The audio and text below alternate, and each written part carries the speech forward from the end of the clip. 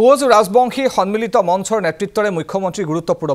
বৈঠকত 5টাকৈ প্ৰতিশ্ৰুতি মুখ্যমন্ত্ৰী ডক্টৰ হিমন্ত বিশ্ব শৰ্মাৰ অবিভক্ত গোৱালপাৰা জিলাত কোচ ৰাজবংশীক ভূমিৰ অধিকাৰ দিয়াৰ আশ্বাস অবিভক্ত গোৱালপাৰা জিলাত আন সম্প্ৰদায়ে ক্ৰয় কৰিব নোৱাৰিব ভূমি বিটিআৰৰ 4খন জিলাত কোচ ৰাজবংশীৰ বাবে ভূমি সংৰক্ষণৰ আশ্বাস উচ্চ শিক্ষাৰ ক্ষেত্ৰতো বিশেষ আলোচনা বৈঠকত আৰু কোচ ৰাজবংশীৰ বাবে এমওবিসি আৰু ওবিসিৰ আসন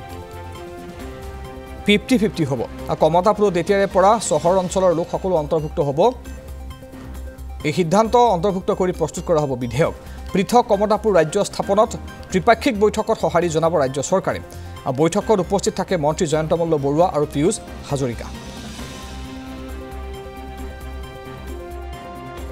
আমি এই কথাষাৰ ক'ব বিচাৰিছোঁ যে জনজাতিকৰণৰ সমস্যাটো সমাধান কৰাৰ কাৰণে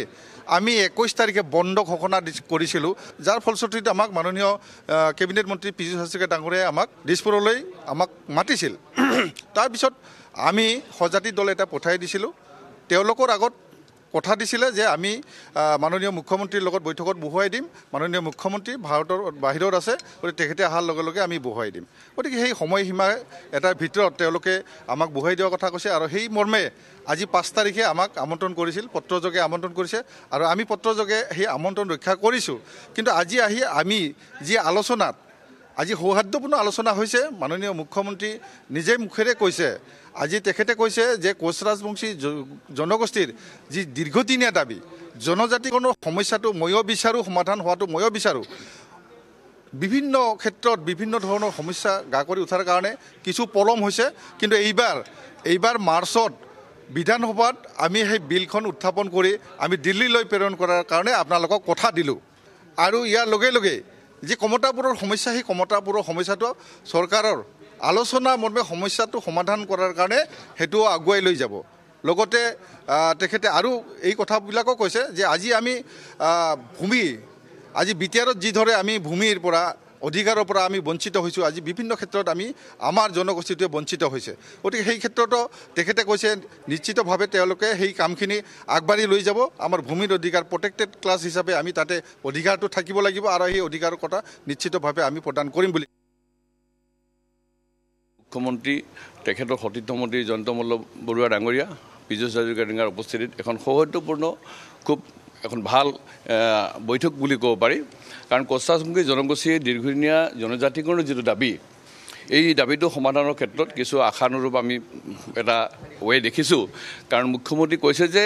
আগন্তুক ফেব্ৰুৱাৰী আৰু মাৰ্চ আৰু এপ্ৰিল মাহৰ যি অসম বিধানসভা হ'ব তাত অবিভক্ত গোৱালপাৰা জিলাৰ লগতে বিডিচিৰ 4খন জিলাৰ কোচ ৰাজবংশীসকলক ভূঞাম জনজাতিৰ মৰ্যাদা প্ৰদান কৰাৰ কাৰণে এখন এমেণ্ডমেণ্ট তেওঁ এখন মানে বিধেয়ক উত্থাপন কৰিম বুলি কৈছে আৰু তাৰোপৰি বাকী যিবিলাক অঞ্চলত কোচ ৰাজবংশী লোক আছে সেইসকলক ওবিচিৰ পৰিৱৰ্তে এমওবিচি কৰিব পৰা যায় নেকি বা সেই অঞ্চলৰ কোচ ৰাজবংশীসকলে এইটো গ্ৰহণ কৰিব নানে এই সম্পৰ্কত তেওঁ কথা পাতিম বুলি কৈছে মুখ্যমন্ত্ৰী আজি কৈছে যে সমগ্ৰ বিডিচিৰ কোচ ৰাজবংশীসকলক লেণ্ড ৰিজাৰ্ভেশ্যনৰ ক্ষেত্ৰত এটা প্ৰটেক্টেড ক্লাছ হিচাপে মানে এইটো নিৰ্ণয় কৰিব কেএসি অকল গ্ৰাম্য অঞ্চলক লৈ এখন ভিলেজ কাউন্সিলৰ নিচিনা আছিলে এতিয়া মুখ্যমন্ত্ৰী কৈছে যে এতিয়া চহৰত থকা কোচ ৰাজবংশীসকলেও কেএসি কমতাপুৰ স্বায়ত্তশাসিত পৰিষদত অন্তৰ্ভুক্ত হ'ব তাৰোপৰি কমতাপুৰ ৰাজ্যৰ ক্ষেত্ৰত এটা কথা তেওঁ কৈছে যে ভাৰত চৰকাৰে যদি কমতাপুৰ ৰাজ্য গঠন কৰে আৰু অসম চৰকাৰৰ যদি কিবা এনঅচি লাগে তেতিয়াহ'লে অসম চৰকাৰৰ তাত কোনো ধৰণৰ বিৰোধিতা নাই বুলি কৈছে কিন্তু মুখ্যমন্ত্ৰী কৈছে যেহেতু কমতাপুৰ ৰাজ্য গঠন হ'লে বৰ্তমান পশ্চিমবংগত থকা কোচ ৰাজবংশীসকল অনুসূচিত জাতি হিচাপে চিহ্নিত সেই ক্ষেত্ৰত অসমৰ কোচ ৰাজবংশীসকলে এছচিৰ মৰ্যাদাটো কমতাপুৰ ৰাজ্য প্ৰাপ্তিটো ল'বলৈ গৈ তেওঁলোকে এছচি হিচাপে মান্যতা ল'ব নে নল'ব গতিকে এই ক্ষেত্ৰত আমি স্পষ্ট কৈছোঁ যে আমি কোনো কাৰণে এছচি আমি গ্ৰহণ কৰিব নোৱাৰোঁ আমি এটা কথাই কৈছোঁ মই বিশ্বজিৎ ব্যক্তিগতভাৱে কৈছোঁ যে অসমতে থাকি যদি কোচ ৰাজবংশীসকল সাংবিধানিকভাৱে সুৰক্ষাৰ ব্যৱস্থাটো কৰে আৰু বৰ্তমান কমতাপুৰ স্বায়ত্তশাসিত পৰিষদখনক যদি উন্নতি ঘটাই যদি 6 শিডিউলত অন্তৰ্ভুক্ত কৰে তেতিয়াহ'লে আমাৰ আপত্তি কৰিব লগা একো নাই বুলি কৈছে